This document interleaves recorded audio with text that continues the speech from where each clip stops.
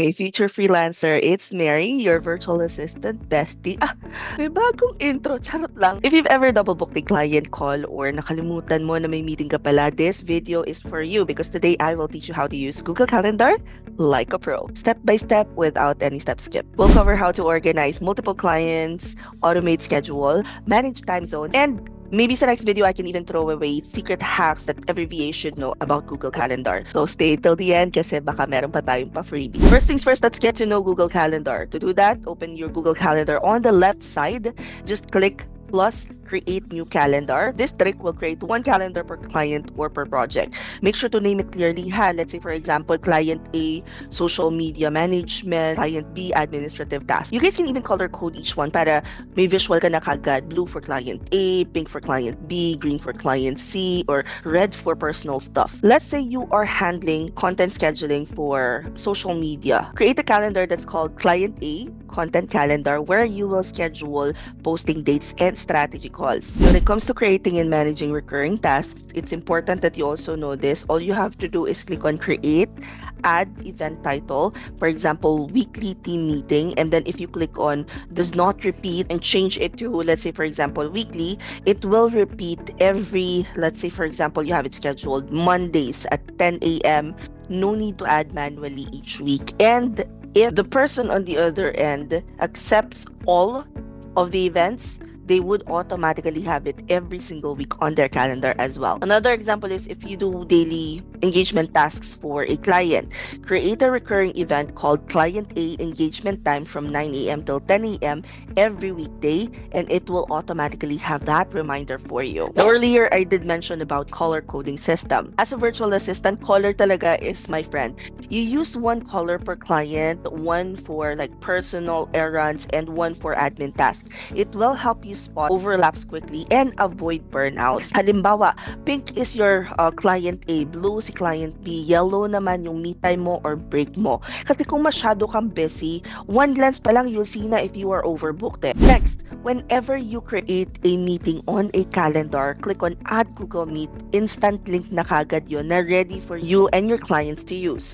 If your client uses Zoom, you can even integrate it using the Zoom add-on for Google Calendar. Pwede mo ring isync yung Gmail mo, so every meeting invite, automatically mag-a-appear na siya sa calendar mo. Halimbawa, if your client sends a Zoom invite sa iyong Gmail, you don't have to add it manually kasi the calendar will do that for you. Another thing that I love about Google Calendar is you can share it securely. So if you click on your calendar, click on settings and sharing, you can share via email, but choose see only, free, or busy para safe. This way, clients can book around your schedule pero hindi nila alam or hindi nila kita yung full details ng other commitments na meron ka. Kasi perfect if you're managing multiple clients and don't want them to see each other's information. Another thing that you can do in your Google Calendar is yung reminders, notifications, and buffer times. You can always add reminders 10 minutes before meetings and buffer between calls. It's like your breathing space. It's pretty simple if you go to settings, event settings, add default duration to 25 or 50 minutes para may buffer ka para makahinga ka muna, makapag-decompress ka, ganyan.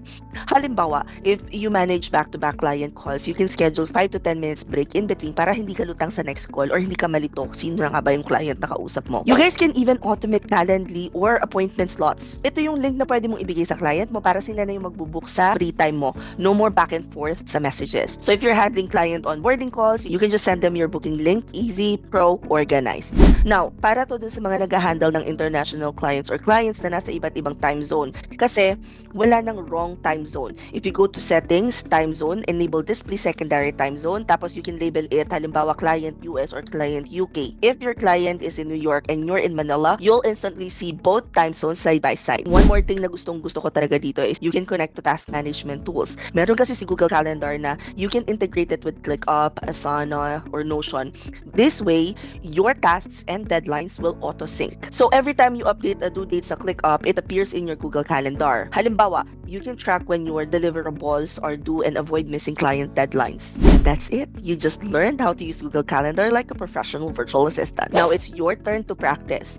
I want you to open your Google Calendar. So all you have to do is click on Create sa top left corner, click on Appointment Schedule, set title and details, and add the schedule name. Halimbawa, one-on-one strategy call, 30 minutes, and then your your name. Choose your duration, meeting method. Like if you want to do Google Meet, which I highly recommend because it comes with the link already. Choose your availability. So mag-set ka ng available mo na oras at saka araw. And then set limits per day and add buffer if needed.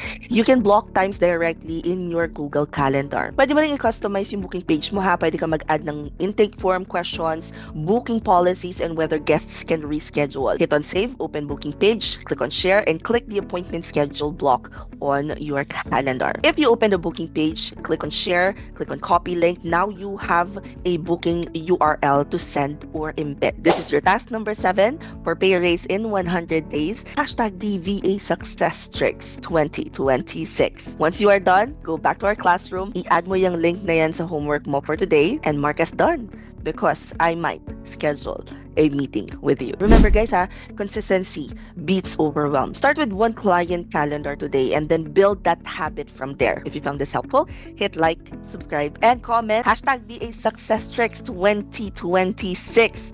If you are ready to join our Pay Raise in 100 Days Challenge, 399 pesos lang siya. We will teach you step by step ano nga ba yung mga kailangan mong ihanda para maging virtual assistant at client ready ka na. Together, we will master these tools and set you up for success. I'll see you inside the classroom because your journey to becoming client ready starts now. Bye!